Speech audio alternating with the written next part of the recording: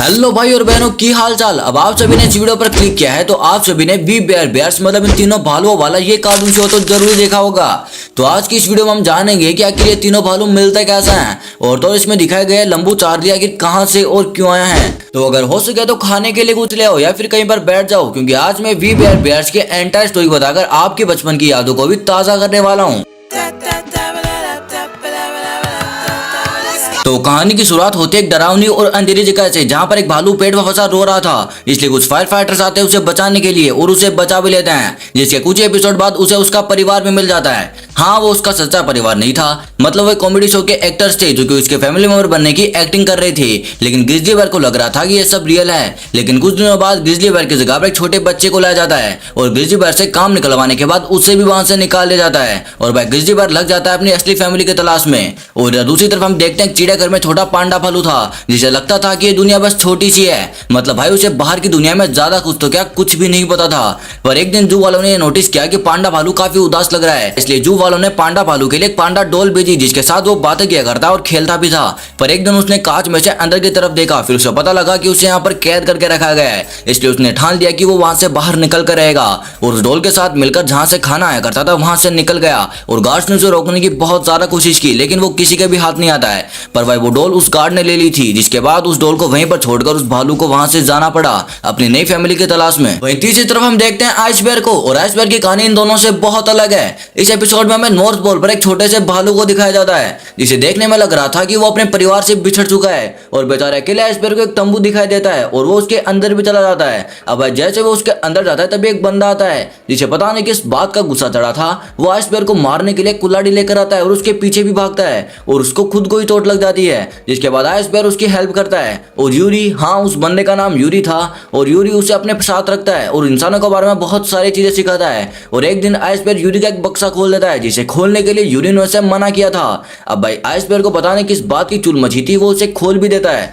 और उसके अंदर उसे दिखती है यूरी की फैमिली फोटो। अब भाई यूरी उसे ऐसा करते हुए देख लेता है। अब भाई वो गुस्से आदमी पहले तो गुस्से में था ही, अब और भी ज्यादा गुस्से में आ गया और वो बेचारे आइस बेयर को वहां से निकाल देता है। जिसके बाद आइस बेयर एक जाल में फंस जाता है और कुछ शिकारी आ रहे होते उसे पकड़ने के लिए, लेकिन यूरी उनसे पहले पहुंच जाता है और आइस बेयर को वहां से निकाल देता है। जिसके बाद यूरी को लगता है कि आइस बेयर यहाँ पर सेफ नहीं रहेगा और वो उसे एक बर्फ की सिले पर बैठाकर वहां से निकाल देता है। जिसके कुछ एपिसोड बाद आइस बेयर एक शहर में पहुंच जाता है जहां पर इंसान रहा करते थे। अब आइस बेयर को इतने सारे इंसानों को भी चलाने की आदत नहीं थी। अब बेचारा आइस बेयर को भूख लग रही थी, इसलिए वो खाना मांगने जाता है एक बेकरी के अंदर, लेकिन बेकरी वाला उसे वहां से निकाल देता है। जिसके बाद उसे कुछ बच्चे दिखते हैं जो कि देखने में एकदम गुंडे लग रहे थे। अब वो आइस बेयर को गलत चीजें सिखाते हैं, जैसे गुंडागर्दी करना, लोगों से पैसे वसूलना और उन्हें परेशान करना।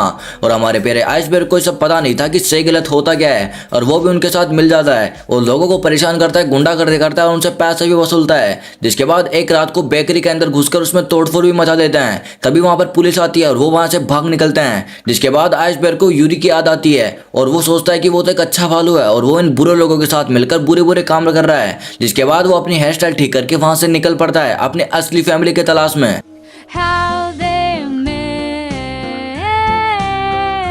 तो कहानी के आगे हम देखते हैं कि फैमिली की तलाश में ग्रिजली बेयर रेलवे ट्रैक पर पहुंच जाता है, जहां पर उसे पांडा भालू दिखता है जो कि रेलवे ट्रैक पर फंसा हुआ था। अब भाई वो उसे निकालने की बहुत कोशिश करता है और उसे निकाल भी लेता है, लेकिन उसी टाइम पर ट्रेन आ रही होती है और एंट्री होती है आइस बेयर की और आइस बेयर उन्हें वहां से भागने के लिए कहता है, लेकिन ट्रेन उनके पास पहुंच जाती है। जिसके बाद आइस बेयर उन दोनों को अपने ऊपर बैठाकर वहां से निकाल लेता है। अब भाई तीनों ही फैमिली की तलाश में थे और तीनों ही भालू थे, इसलिए उन्होंने एक दूसरे को, हाँ एक तीसरे को, तीन है ना वो, एक दूसरे को अपना भाई बना लिया। खाओ माँ कसम। इसके कुछ एपिसोड बाद हमें तीनों भालुओं को एक रेगिस्तान में दिखाया जाता है, जहां पर वो अपनी फैमिली की तलाश में थे, बिल्कुल बेरोजगारों की तरह।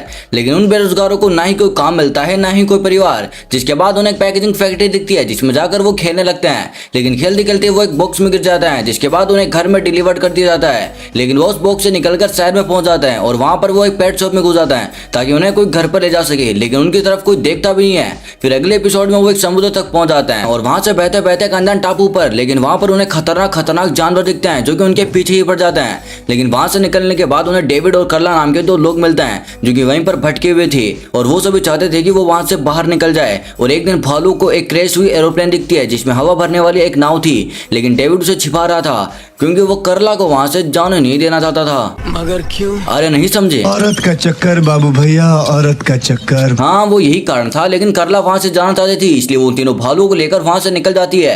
लेकिन रास्ते में ही डेविड करला का पैर पकड़ लेता है, लेकिन हमारा प्यारा आइसबर्ग उस पर स्टारफिश से वार करके उसकी आंख फोड़ देता है और वो वहां से निकल पड़ता है। लेकिन अनफॉर्चुनेटली जैसे रात होती है तब एक शिप आती है जो करला को तो रेस्क्यू कर लेती है, बट वो तीनों भालू वहीं पर रह जाते हैं। फिर अगले दिन वो बहते बहते जापान तक पहुंच जाते हैं और वहां पर कुछ दिन रहने के बाद वो एक प्लेन में बैठते हैं, लेकिन सभी लोग उनको देखकर डर जाते हैं। लेकिन हमारा प्यारा आइसबर्ग कैप्टन के साथ बैठकर पैनकेक खा रहा होता है, लेकिन अचानक ही पैनकेक कैप्टन के मुंह में अटक जाता है। हाँ मैंने पहले ही बोला था कि खाना खाते टाइम पर बात नहीं करते। वाल इसके साथ साथ कैप्टन एक और गलती कर देता है इस बटन को दबाकर, जिसके कारण प्लेन ऊपर नीचे होने लगती है और ये सिग्मा बच्चा मजे से झूला झूल रहा था और आइसबर्ग कैप्टन को मुक्के मार रहा था कि खाना बाहर आ सके।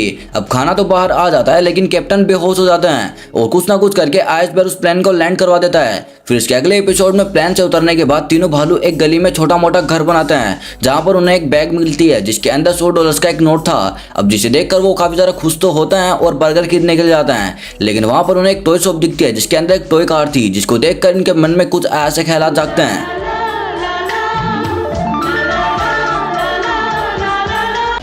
अब उन तीनों का उस कार को खरीदने का बहुत मन था और उसकी कीमत भी $100 थी। अब उस कार को खरीदना तो चाहते थे लेकिन उस नोट को नहीं देना चाहते थे, इसलिए उन्होंने इस नोट को चुना और उस नोट को अपने फैमिली मेंबर की तरह रखा। इसके बाद उन्हें एक रोबोट दिखता है जो कि भविष्यवाणी करता है, अगर तुम तीनों साथ रहोगे तो तुम्हारा जीवन खुशहाल होगा, तुम तीनों हमेशा खुश रहोगे। अब उन तीनों भालू लगता है कि सब सही है, इसलिए उन्होंने एक तीसरे के साथ रहना, एक तीसरे के ऊपर चढ़ना, बास्केटबॉल खेलना, सामान बेचना और तो और मैक्सिको में कुश्ती भी लड़ी।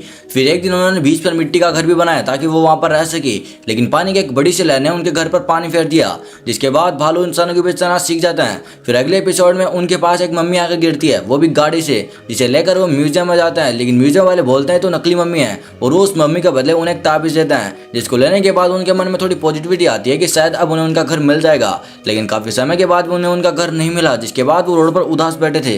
तभी उस ताबीज को एक रकून चुरा लेता है, जिसके पीछे पीछे वो जंगल तक पहुंच जाते हैं और उस जंगल में जाते ही तेज बारिश हो रही होती है। तभी उन्हें एक गुफा दिखती है जिसके अंदर कोई भी नहीं था। अब गुफा भी खाली थी और उन्हें घर भी चाहिए था, इसलिए भालुओं ने उस गुफा को अपना घर बना लिया और तो उसे मॉडिफाई भी किया, मतलब खिड़कियां और दरवाजे भी बनाए। लेकिन सरकार ने उसे तोड़ना चाहा क्योंकि सरकार वहां पर टावर लगाना चाहती थी। लेकिन भालुओं ने मीडिया के साथ मिलकर यह साबित कर दिया कि यह घर उनका है और वो यहाँ पर काफी समय से रहते आ रहे हैं, जिसके बाद उस घर को नहीं तोड़ा गया।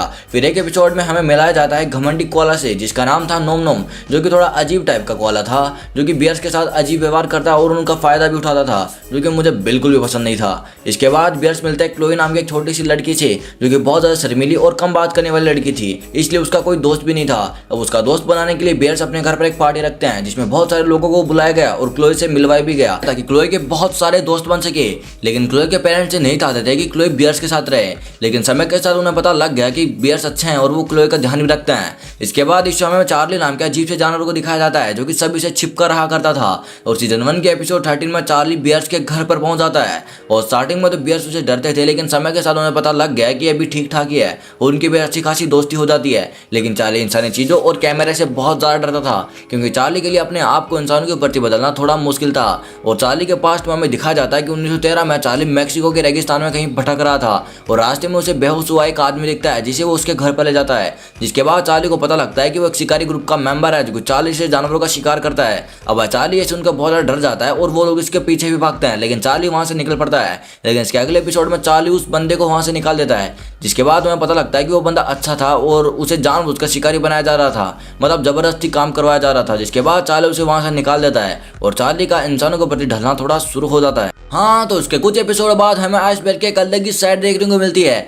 मतलब जब वो एक दुकान में जाता है तब कुछ लोग उसका रोबोट चुरा लेते हैं, जिसको वापस लाने के लिए उसे बहुत सारे रोबोट से लड़ना पड़ता है और हमारा बाहुबली आइसबर्ग उन सभी की गुद्दी चटका देता है और अपना रोबोट वापस ले आता है। लेकिन वहीं पर उसके सर पर चोट लग जाती है, जिसके कारण उसकी याददाश्त चली जाती है और वो एक अजीब पर्सनैलिटी वाला बंदा बन जाता है, मतलब अपनी हेयर स्टाइल भी चेंज कर लेता है और कपड़े भी। लेकिन ये देखकर दोनों बेयर काफी ज्यादा परेशान हो जाते हैं और उसके सर पर वापस से चोट लगने की वजह से उसकी याददाश्त वापस आ जाती है। और उसके कुछ एपिसोड बाद हमें पांडा बेयर के बर्थडे पर एक के-पॉप ग्रुप को दिखाया जाता है जिसका नाम नाम था मॉन्स्टर एक्स, जो कि मिलकर डांस करते हैं, सिंगिंग करते हैं और भी बहुत सारी चीजें करते हैं। The last episode. हाँ, तो इसका लास्ट एपिसोड एक एपिसोड नहीं बल्कि एक मूवी है जिसमें एजेंट भालू के खिलाफ एक मुकदमा जारी करता है, जिसमें वो बताता है कि भालू ने इंसानों का जीना हराम कर दिया है और वो लोगों को काफी ज्यादा परेशान भी करता है और न्यायालय भी उसकी बात पर एग्री करता है और वो वहां से उन्हें निकाल देता है। जिसके बाद भालू कनाडा जाने लगते हैं, लेकिन रास्ते में ही पांडा बेर और ग्रिजली बेर की लड़ाई होने लगती है, क्योंकि पांडा बेर ने ग्रिजली बेर को बोला था कि हमें पासपोर्ट की जरूरत पड़ेगी, लेकिन ग्रिजली बेर पासपोर्ट नहीं लेकर आया।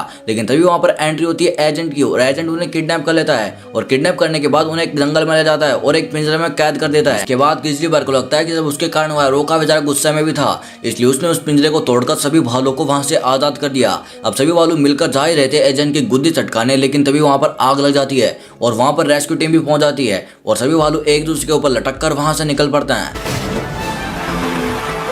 हाँ, तो यही थी वी बेयर्स की एंटायर स्टोरी और अगर आप इस वीडियो को यहाँ तक देखते आ रहे हो तो शायद आपको ये वीडियो पसंद आई होगी और पसंद आई तो इस वीडियो को लाइक कर देना और सब्सक्राइब कर सकते हो तो वो भी कर देना, क्योंकि ये आपके लिए तो फ्री है बट इससे मुझे बहुत ज़्यादा मोटिवेशन मिलती है। और कमेंट में जरूर बताना कि आपको नेक्स्ट वीडियो किस टॉपिक पर चाहिए। तब तक के लिए बाय बाय।